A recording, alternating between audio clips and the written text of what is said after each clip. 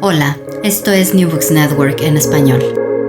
Buenas tardes, mi nombre es Santiago Fouz Hernández, trabajo en la Universidad de Durham y es un gran placer estar hoy con todos ustedes para presentar el libro Vigas Luna, el gran fabulador, sueños, obsesiones y algunas otras ibéricas perversiones, recién publicado en la editorial Laertes, en conversación con su autor, Gonzalo Pavés, y también con otra especialista en Vigas Luna, Carolina Sanabria, de la Universidad de Costa Rica, a los que pasaré a presentar en un momento. Aprovecho para aclarar que este canal de estudios ibéricos de New Books Network en español es una colaboración con Pleibéricos, una iniciativa independiente que tengo el placer de coordinar con mi colega de la Universidad de Viena, Esther Jimeno Ugalde.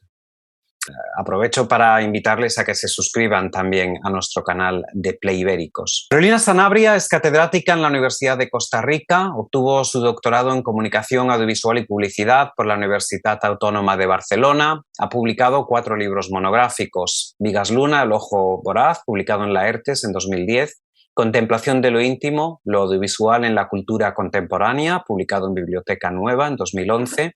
Adaptaciones literarias, 3 obras maestras de Alfred Hitchcock, publicado en JC Ediciones en 2013. Y Ofelia Fementida, Transescrituras en la pintura, la literatura y el cine, también publicado en Laertes en el año 2019. Gonzalo Pavés Borges, el autor del libro que presentamos hoy, es doctor en Historia del Arte y profesor titular de Historia del Cine y otras artes audiovisuales en el Departamento de Historia de Arte y Filosofía de la Universidad de La Laguna. Sus principales líneas de investigación son el cine clásico americano, el cine español contemporáneo, en la que ha prestado una especial atención a la obra cinematográfica de Vigas Luna, y también en historia del cómic. Ha formado parte del proyecto de investigación I+D+I, Sociedad, Democracia y Cultura en el cine español en la era socialista, 1982-1996, y actualmente del titulado Desplazamientos, Emergencias y Nuevos Sujetos Sociales en el cine español, 1996 a 2011. Además del libro que presentamos hoy en New Books Network en español, es autor de los libros El cine negro de la RKO, En el corazón de las tinieblas, publicado en TIB en 2003, y Perdición, publicado en Now Libres, está en imprensa en estos momentos, y es además coordinador de Ciudades de Cine, publicado en Cátedra en 2014, y de Frankenstein, un mito literario, en diálogo con la filosofía, las ciencias y las artes, publicado en Berenice en 2018. Ha participado en las obras colectivas Imágenes de la muerte, estudios sobre arte, arqueología y religión, Historia del cine en películas, 1970-1979, Trayectorias, ciclos y miradas del cine español, además de Imaginarios y figuras del cine de la posttransición y El legado cinematográfico de Vigas Luna. Forma parte de los consejos de redacción de Latente, revista de historia y estética del cine y fotografía, y también de Neuróptica, estudios en el cómic.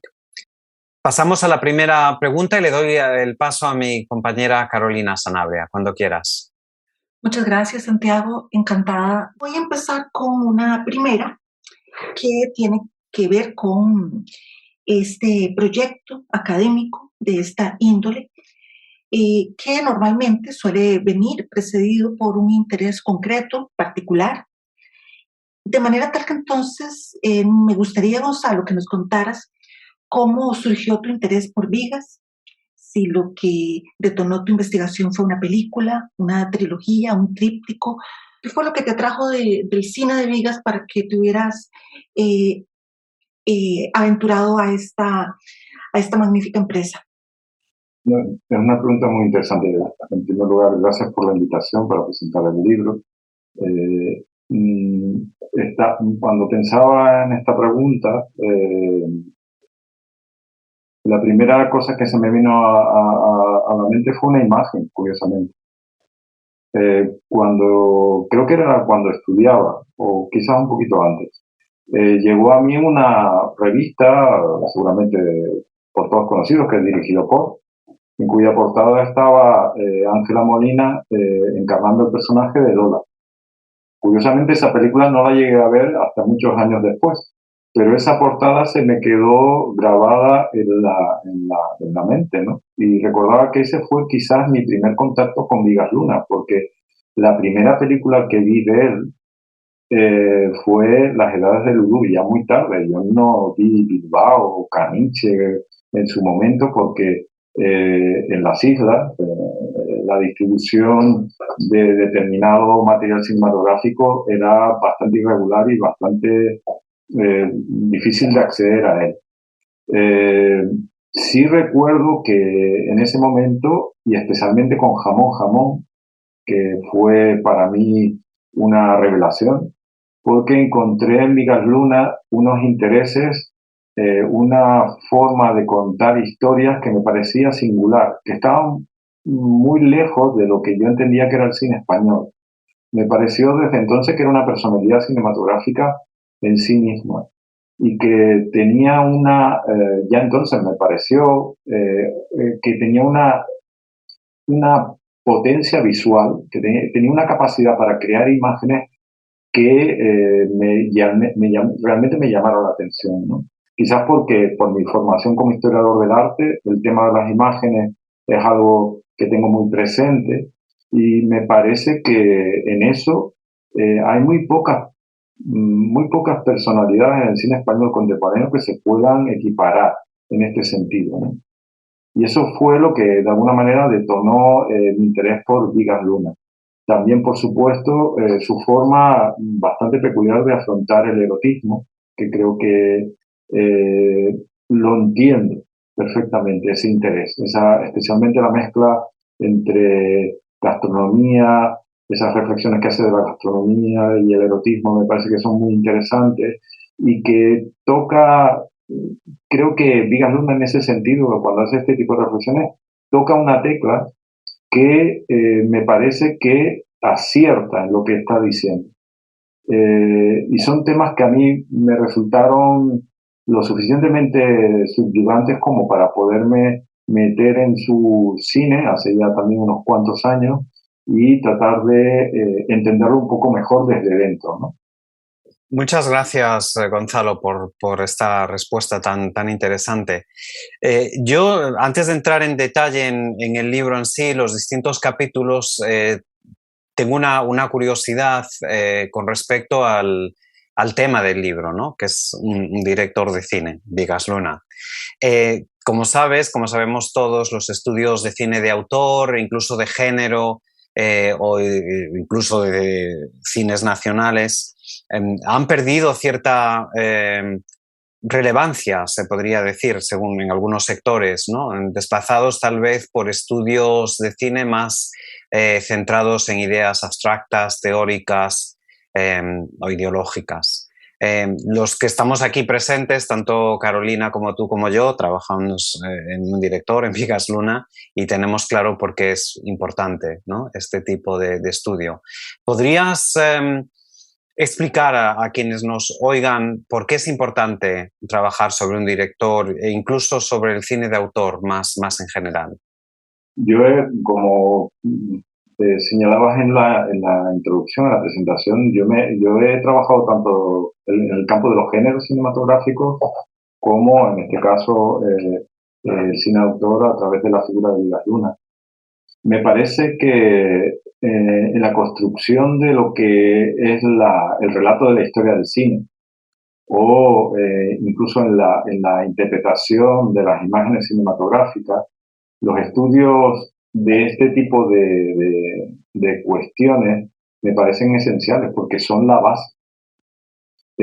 Son la base a partir de las cuales se pueden construir esas otras lecturas, quizás más teóricas, más abstractas, que es verdad que últimamente son las que están más en boga, ¿no? El cine de autor es imprescindible, entiendo yo, para entender qué es lo que ha pasado en el cine contemporáneo en los últimos 30, 40 años, los 60 años, de los años 60 para acá. Es imposible comprender la evolución del cine contemporáneo en esas décadas sin tener en cuenta las enormes aportaciones que hicieron determinados autores. Estamos hablando de gente tan importante como piensen los autores de la Nouvelle Vague, del Film Cinema en los años 60, las figuras de Pasolini, Fellini, el propio Buñuel, ¿no? Que yo creo que ahí se inserta digamos, en esa línea se inserta Vigas Luna, ¿no? Para poder comprender el punto en el que estamos hoy en día, ¿no? Es cierto que a partir de los años 80, creo que la teoría de autor, y especialmente digamos, los estudios sobre determinados autores parece que han ido perdiendo importancia frente a otro tipo de aproximaciones al cine, ¿no? Pero yo creo, y de hecho la prueba es que he dedicado una parte muy importante de mi trayectoria académica a Vigas Luna, creo que es importante el análisis de determinados autores. Quizá, y en esto a lo mejor me estoy metiendo en un terreno un tanto pantanoso, creo que el hecho de que los estudios cinematográficos sobre autores hayan ido un poco perdiendo fuelle ha sido por un exceso, más que por un exceso, y me explico.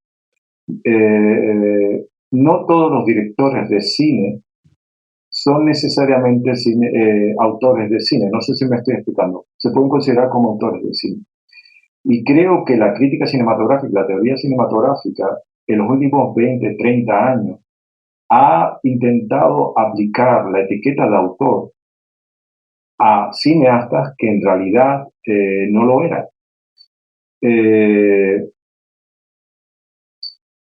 Vigas Luna, por el contrario, me parece que es un autor en el pleno sentido de la palabra.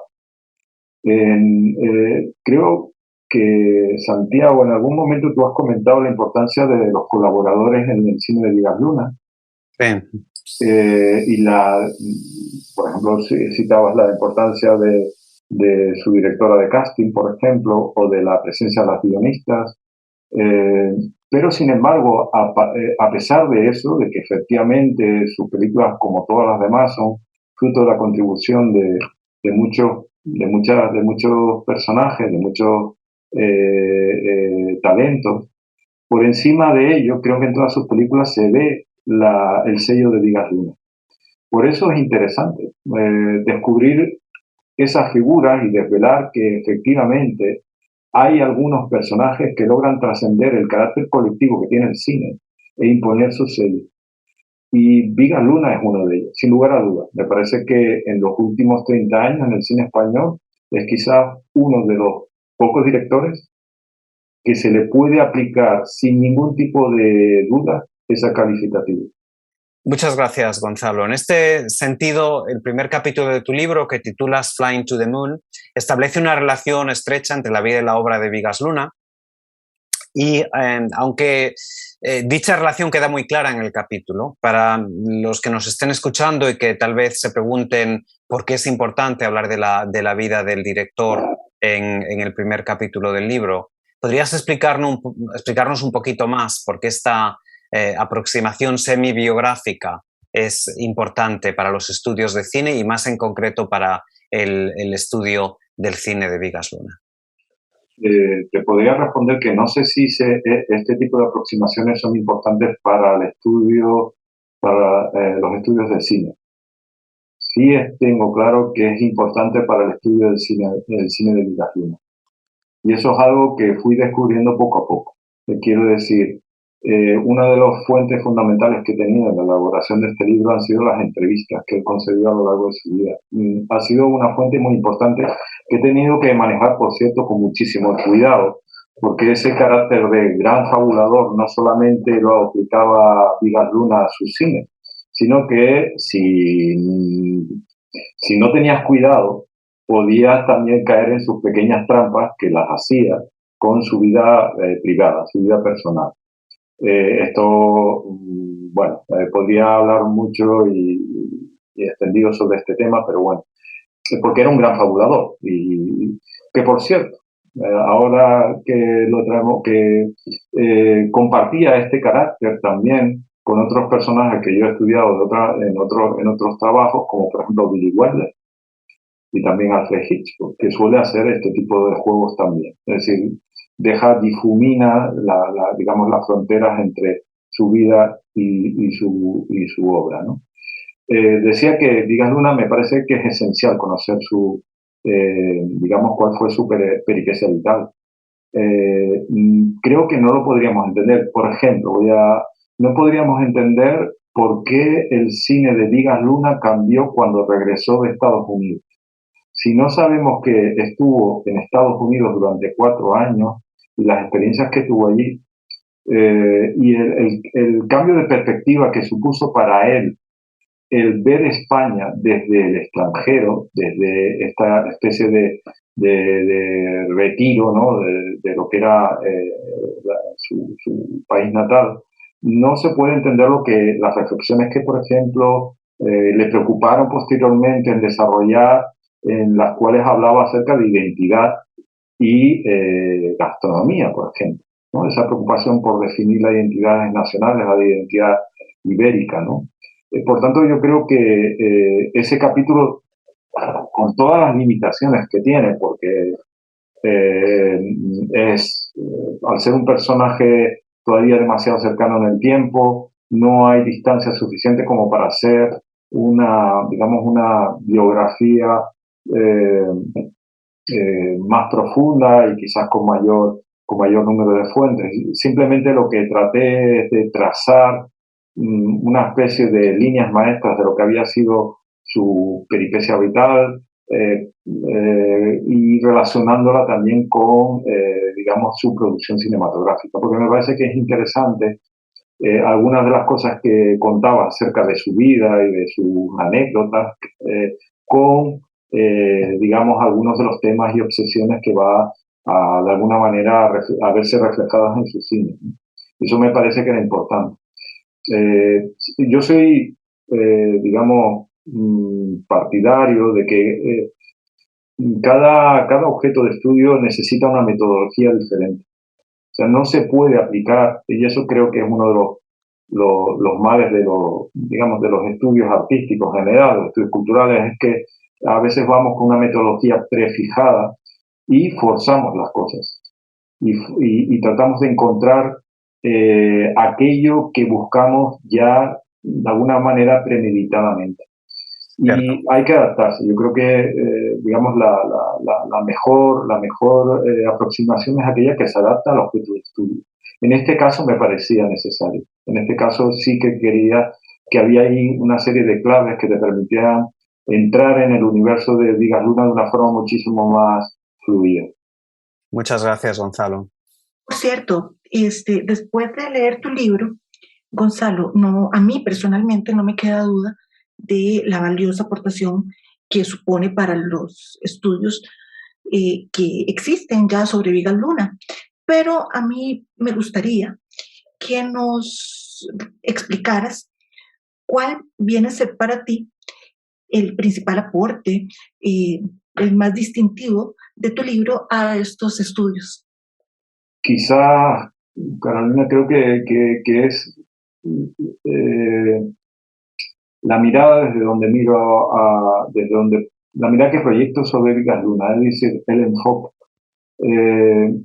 frente a otras aportaciones que se han realizado anteriormente, en la cual, y creo que eran necesarias además, se llevó a cabo un análisis cronológico de toda la producción cinematográfica de Vigas Luna.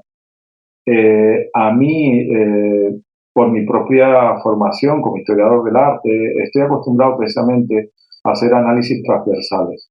Es decir, cuando me acerco a un autor, me interesa, para poderlo conocer e intentar establecer cuáles son las constantes estilísticas, narrativas, temáticas que se presentan a lo largo de todas las películas.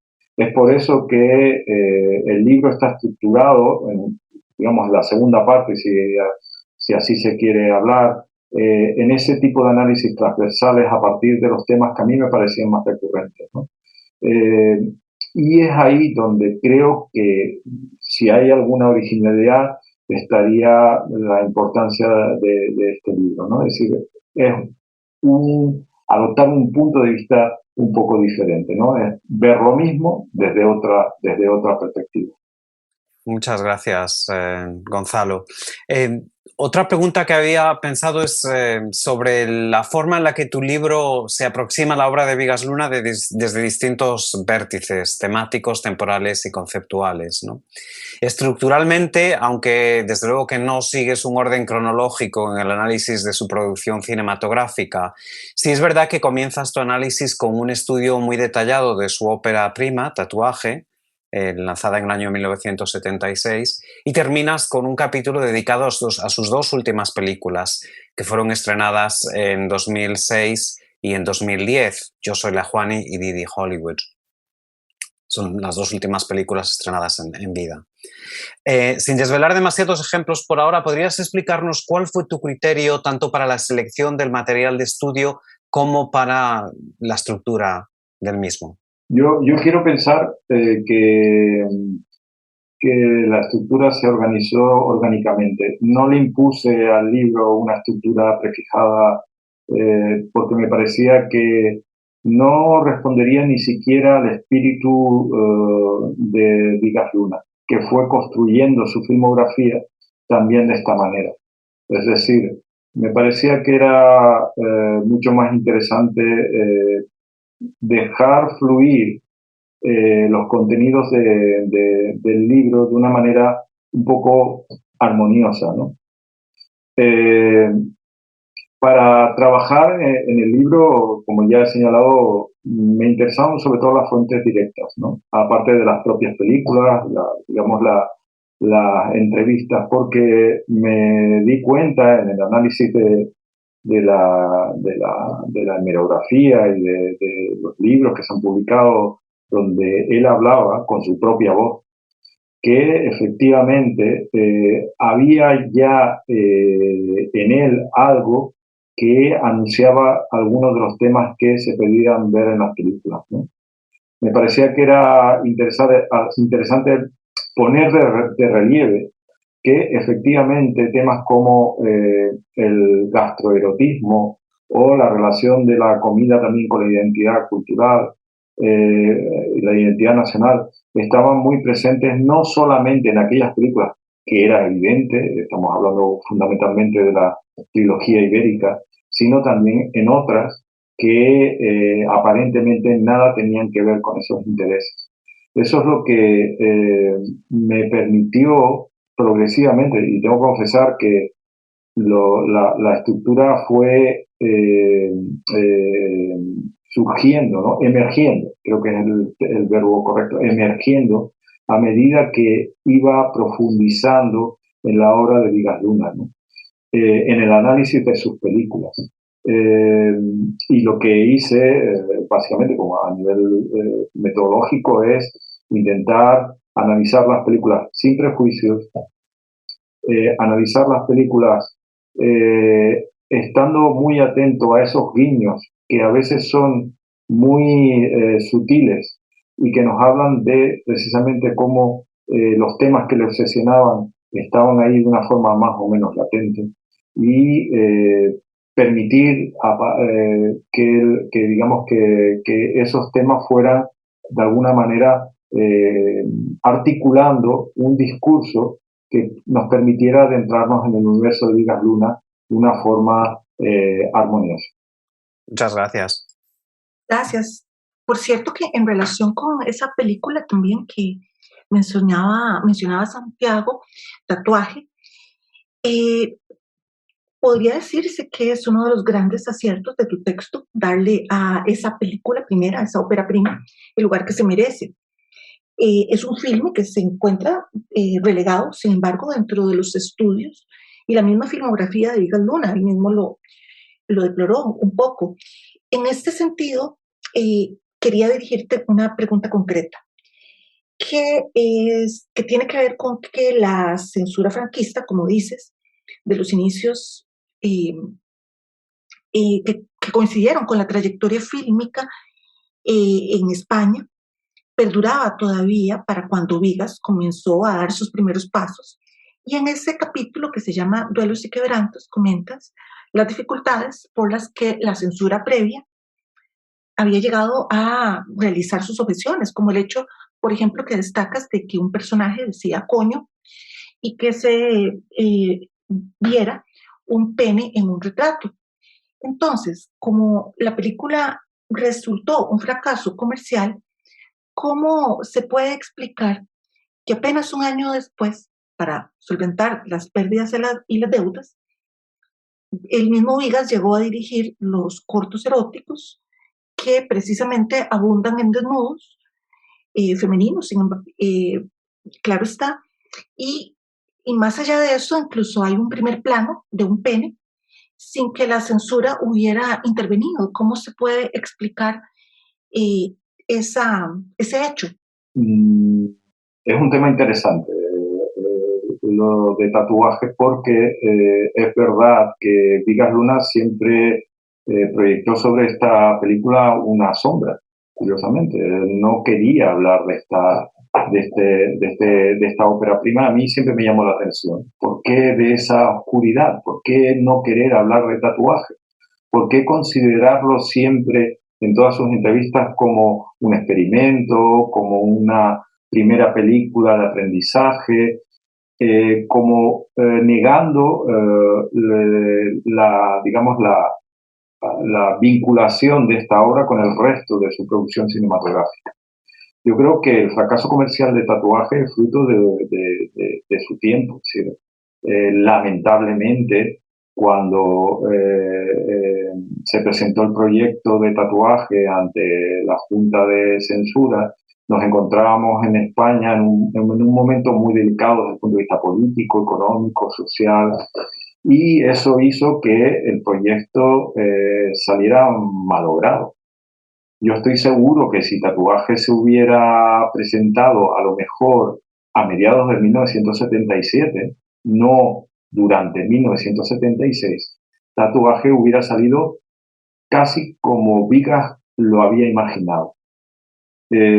No hubiera tenido problemas con censura, quiero decir. Es verdad que la censura cargó contra los desnudos, contra digamos, las palabras.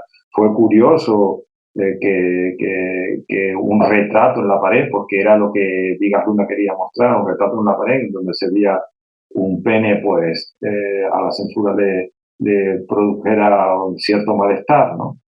Pero yendo un poco a lo que tú me preguntas, es cómo explicar que apenas un año después Vigas Luna se atreviera a producir y a dirigir estos cortos eróticos, ¿no?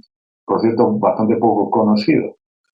Yo creo que las razones por las cuales la pudo hacer fue, primero, que a principios de 1977, es decir, cuando ya Tatuaje estaba en la parte final de su tránsito por esa especie de vía crucis de la censura en la que estuvo encharcado durante meses, la censura había comenzado a tener una mayor flexibilidad.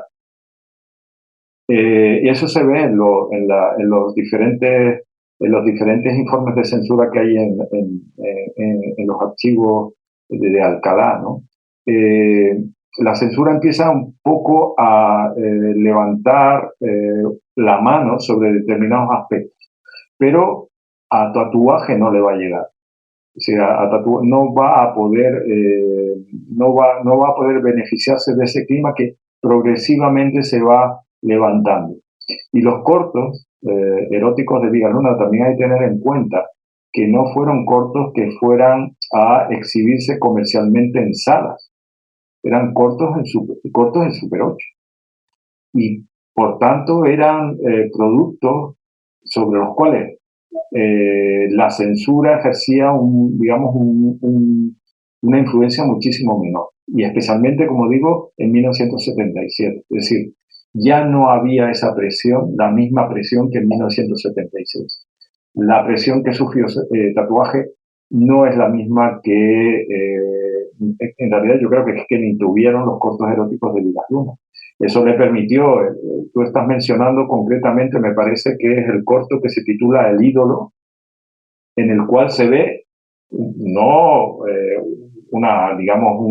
una fotografía en la pared como querían tatuaje de un pene, no, es que se ve un primerísimo plano del pene de uno de los personajes que aparecen en ese corto, lo cual habla acerca del atrevimiento, de este carácter transgresor que tenía Vigas Luna y que aprovechó las circunstancias para, quizá como una especie de desquite, es que habría que incluso planteárselo así, es decir, no me han dejado hacerle un tatuaje, ahora que puedo lo voy a poner en un primerísimo plano, ¿no? Sí, y que estaría, yo creo que incluso estaría bastante en consonancia, bastante en sintonía con su propio carácter, ¿no? Porque los cortos no tienen desperdicio, ya sea de paso. Tiene mucho sentido, Sí. Gonzalo. Continuando un poco con la pregunta de Carolina en relación al erotismo, que como decías antes, Gonzalo, es un tema esencial para entender la filmografía de Vigas Luna. Tu libro presta mucha atención al cuerpo y especialmente al cuerpo femenino en la obra fílmica de Vigas Luna.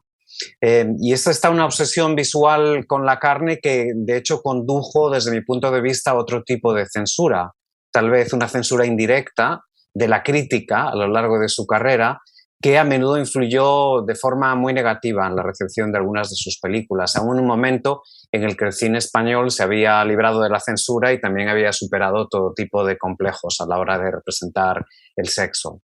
¿Hay algo en la estética o representación de estos cuerpos que resulte particularmente incómodo o incluso ofensivo para algunas audiencias?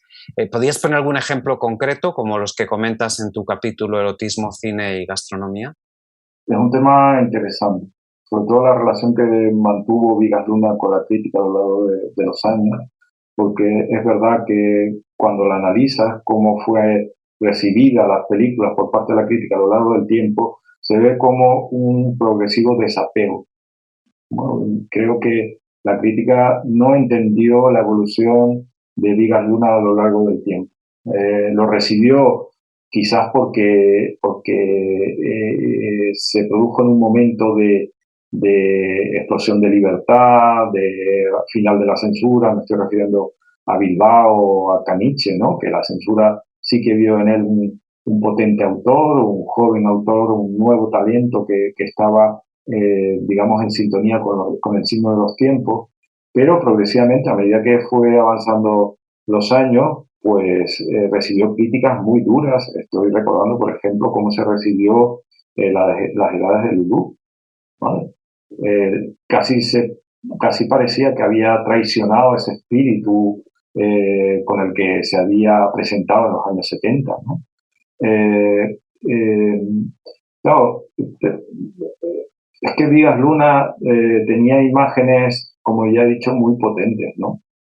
Incluso Bilbao, creo que Carolina lo analiza muy bien en su libro, esta escena en la cual se produce el rasuramiento del pubis del personaje de Bilbao en la película, pues en aquel momento también causó un escándalo notable, cosa que Vigas yo creo que perseguía, sin lugar a dudas, ¿no?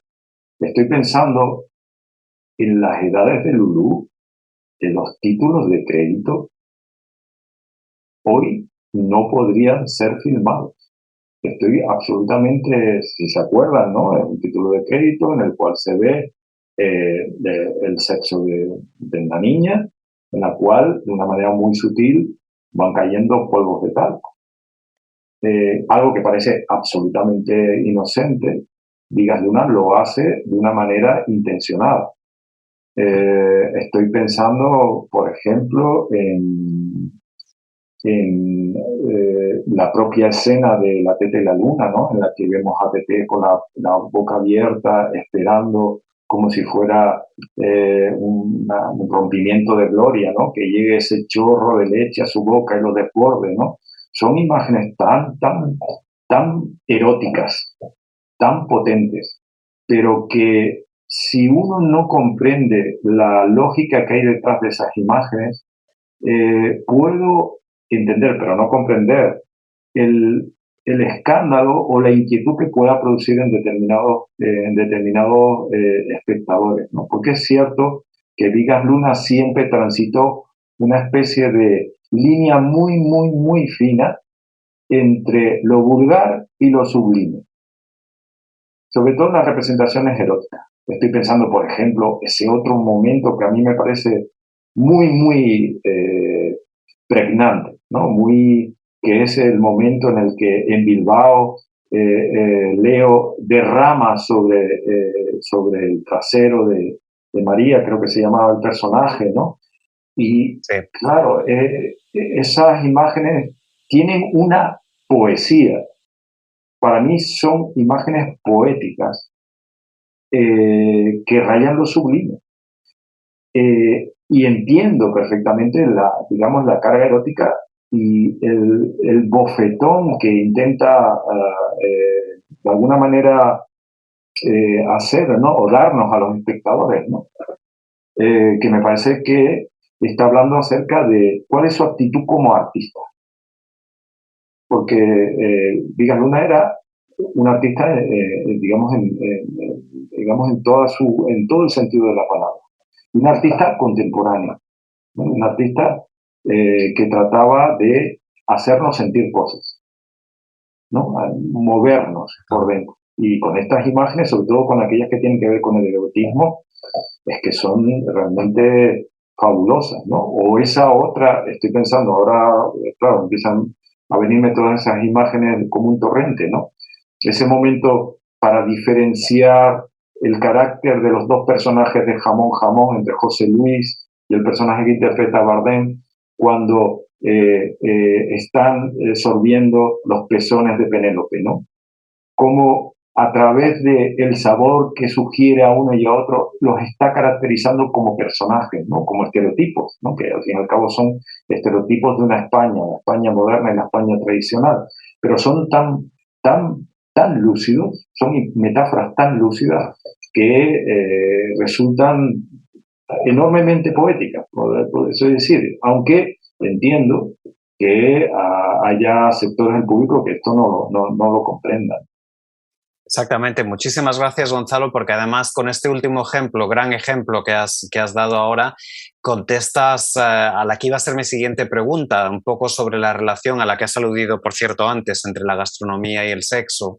Y precisamente pues se me ocurre que dos capítulos seguidos en tu libro que funcionan realmente muy bien en el orden en que los presentas, que es el capítulo de Pezones aliñados, en el que te centras más sobre el sexo, y luego un suculento arroz identitario en el que explicas más la identidad nacional, funciona muy bien con la relación, el enlace del erotismo, ¿no? Y el ejemplo que acabas de dar es realmente ilustra de forma muy clara esa relación. No sé si quieres brevemente añadir algo más sobre este tema, ¿no? Como has hablado antes del erotismo gastronómico, ¿no? Que se ve en tantas películas, pero al mismo tiempo la identidad nacional, no sé si quieres tal vez añadir un poquito antes de pasar a la siguiente pregunta.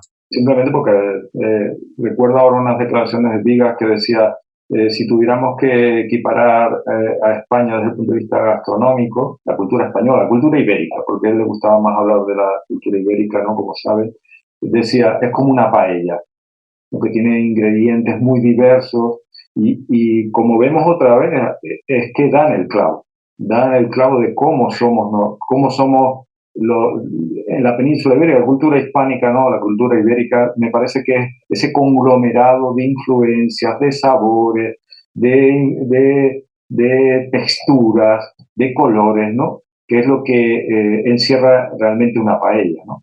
Y frente a eso, decía, la cultura anglosajona, ¿qué tiene? La Coca-Cola, los perritos calientes, ¿no? La hamburguesa. Es decir, ahí yo creo que claramente está jugando con ese binomio, ¿no? Gastronomía, en este caso identidad, porque me parece que lo encontró. Reconozco que a raíz de esta pregunta me planteo, o sobre la marcha, ¿existía en Vigas Luna una relación entre sexo e identidad nacional? Eso sería algo que sería interesante profundizar, porque pensándolo en algunos momentos, deja entrever algo, ¿no? En este ejemplo que ponía de las diferencias entre José Luis y el personaje de Bardem en Jamón Jamón, o estoy pensando en las diferencias que establece en las 4 mujeres que aparecen en Huevos de Oro, que representan el Mediterráneo, África, Europa y América, ¿no? El personaje de aquella chica que creo que era cubana, que es con la que el personaje de Benito va a Miami, tenía un comportamiento, digamos, una forma de afrontar el sexo completamente diferente al personaje de Maribel Verdú o de María de Medeiros, ¿no? Sin duda, lo interesante ahí, Gonzalo, es que también los hombres, ¿no? Cada uno va representando una identidad nacional. Pero incluso lo que has dicho ya de la censura, yo siempre he pensado que la filmografía de Bigas Luna, al cubrir, de hecho, tantas décadas, ¿no? Desde los años 70 hasta casi hasta la actualidad, vas viendo un poco la historia de España, pero también las distintas actitudes que ha habido hacia la representación del sexo, ¿no? Y yo creo que precisamente el capítulo que mencionabas antes de tatuaje y toda la censura, eso en sí relaciona la identidad nacional indirecta o directamente con el sexo, ¿no? Evidentemente. Sí, muchas gracias. Carolina. Y hablando en relación con lo que mencionabas, Gonzalo, de las imágenes potentes, se me viene a la cabeza otro tipo de imágenes, siempre potentes, pero esta vez de tipo onírico.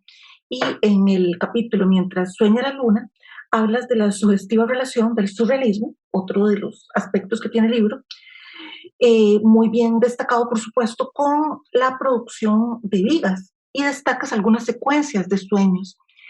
Es una relación muy interesante porque te centras en personajes como Lola, Benito, Silvia, la Juani, y los explicas y comparas sus elementos.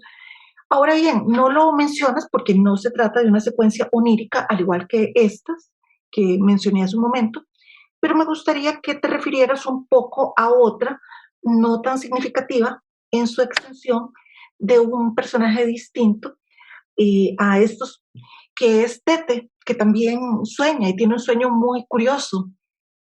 Sí, es cierto. Tengo que reconocer que estuve dudando sobre qué hacer con la Tete durante mucho tiempo, sin incluirlo dentro de este capítulo.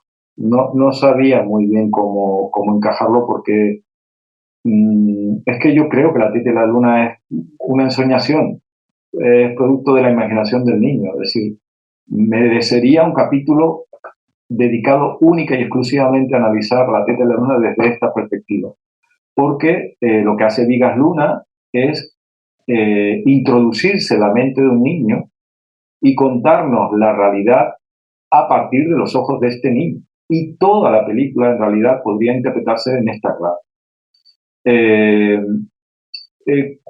¿Por qué no lo hice? Porque básicamente veía que en las otras películas que ha citado, en los otros personajes que sueñan, efectivamente, Vigas Luna marca la diferencia, marca claramente, ¿no? En la película la diferencia entre lo que es el relato y esa secuencia no onírica, ¿no? De una forma muy clara, y me permitía, a partir de esas secuencias oníricas, establecer un vínculo que creo que era necesario resaltar, que era la vinculación que existe entre Vigas Luna y el surrealismo a través de las figuras de Luis Buñuel y de Dalí, porque me parece que es un tema que está latiendo ahí de una forma muy evidente, ¿no?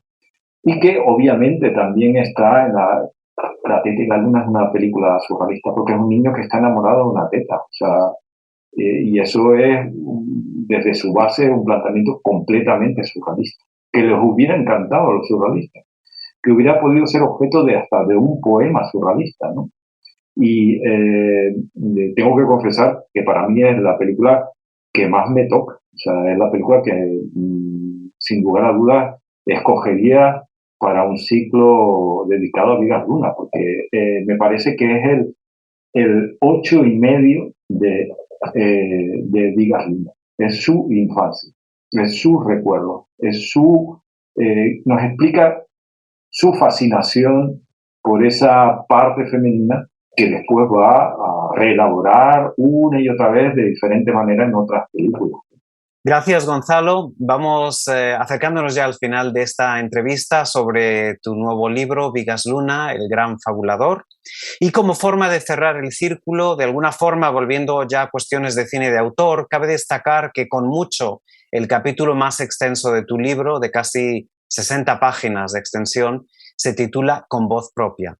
Aunque sea difícil de resumir un estudio tan detallado del estilo y preocupaciones tanto temáticas como estéticas que analizas en este capítulo, ¿podrías destacar aspectos importantes o cruciales de esa voz y esa mirada tan propia de Vigas Luna? Sí que es difícil, porque como tú bien señalas, es un capítulo bastante extenso que redacté justamente durante el confinamiento aquí en España, lo cual me permitió poder dedicarle bastante tiempo y reflexión. Yo creo que no hay que perder de vista que Vigas Luna como cineasta no se puede separar de su faceta como artista plástico. Sus orígenes como diseñador, sus orígenes como videocreador en los años 70 o incluso como artista plástico en esos años, explican buena parte su proceder, o sea, su forma de proceder a la hora de elaborar sus películas. Él contaba en muchas ocasiones que su imaginación, su fantasía, su necesidad de contar historias partían a veces de imágenes. Puede ser, por ejemplo, la famosa metáfora visual que utiliza en Bilbao, como puede ser la del pescado y la salchicha, que a partir de la cual empieza a desarrollar, casi como si fuera una estructura fractal, toda la narrativa de esa película o de otras, ¿no? Es curioso cómo él cuenta que en muchos casos los argumentos los intentaba ilustrar a partir de figuras geométricas, el triángulo, ¿no? En el caso de Jamón Jamón, por ejemplo, eran dobles triángulos cruzados, ¿no? Y eso habla acerca de un personaje que visualiza antes que empieza a contar. Empieza a ver la historia antes de empezar a contar, digamos, a construir sus relatos, ¿no? Me preguntas acerca de cuáles son rasgos de estilo, ¿no? Si estamos hablando de estilo cinematográfico, habría que decir que es un estilo que evoluciona a lo largo del tiempo.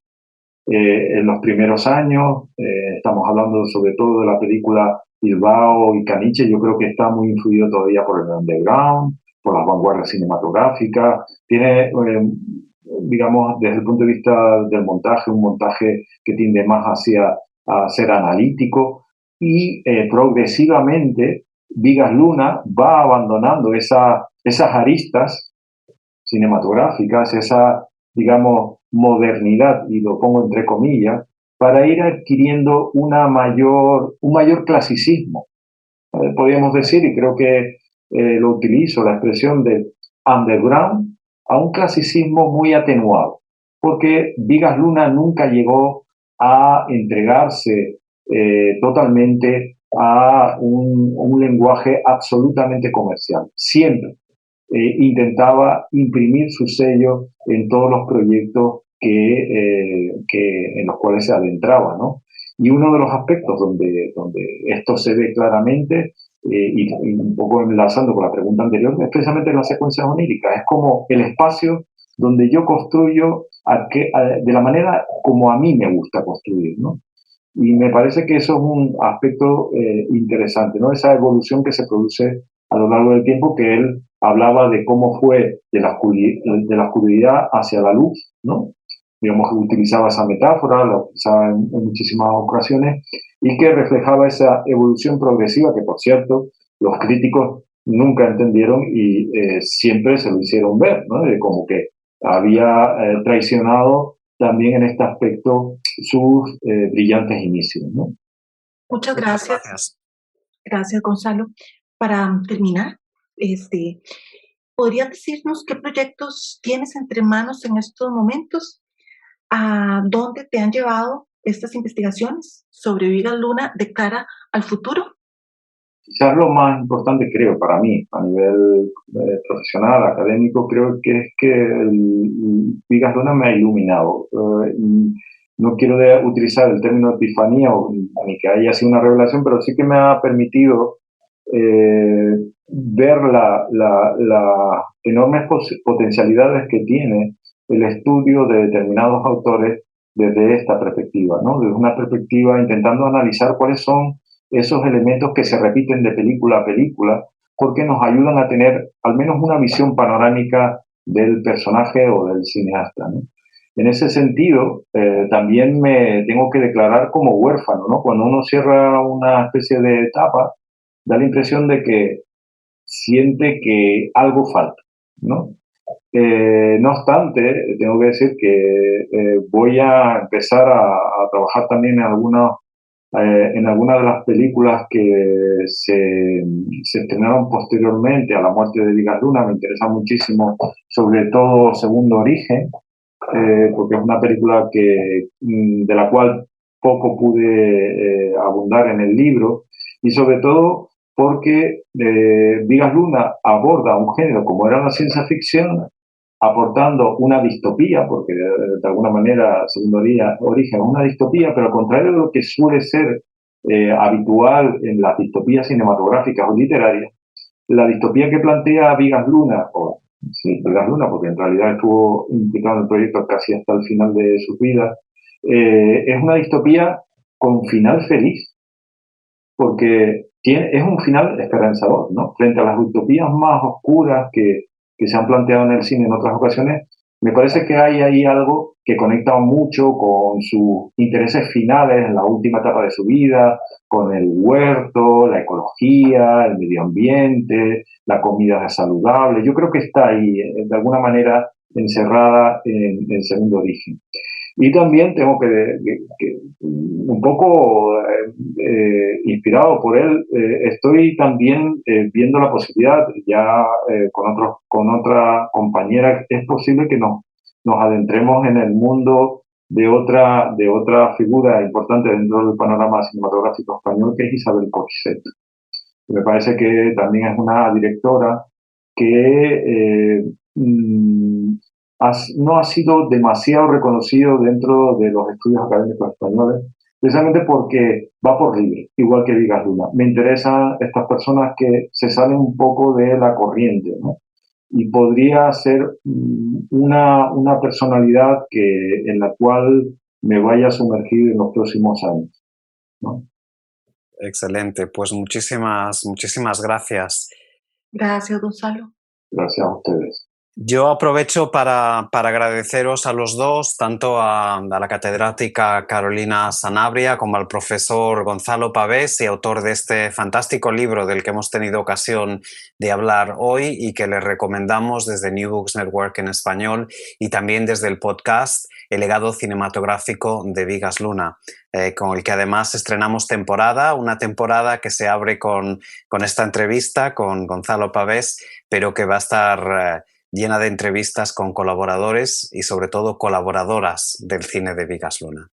Deseando un gran éxito y el impacto que se merece este libro, les emplazamos al próximo episodio, tanto del legado cinematográfico de Vigas Luna, que será en el nuevo año, como también de New Books Network en español, tanto en este canal de estudios ibéricos como el canal de cine, a través del cual tal vez han tenido acceso a esta entrevista. Y aprovecho para recordarles que el próximo mes de febrero, el primer jueves de febrero, se publicará una versión en vídeo y más corta, pero con preguntas diferentes, de esta entrevista sobre este mismo libro en el canal Play Ibéricos, presentación de libros de estudios ibéricos. Nos pueden encontrar en YouTube si buscan Play Ibéricos, o también en el blog de WordPress, playibericos.wordpress.com. Como digo, una entrevista en vídeo que estará disponible a partir de febrero. Como saben, Play Ibéricos colabora con New Books Network y esta entrevista ha sido una de estas colaboraciones. Y en nombre de New Books Network y de quien les habla, Santiago Fouz Hernández, les agradezco su atención y les mando un saludo cordial y les animo, por supuesto, a que se suscriban a New Books Network en español. Un saludo y hasta la próxima. Gracias. Gracias por escuchar New Books Network en español.